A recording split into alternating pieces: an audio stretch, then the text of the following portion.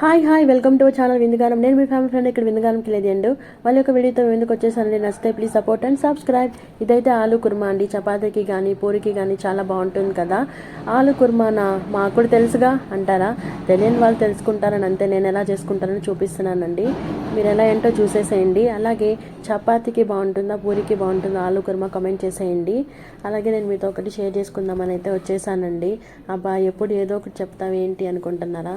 ఎందుకో చెప్పాలనిపించిందండి.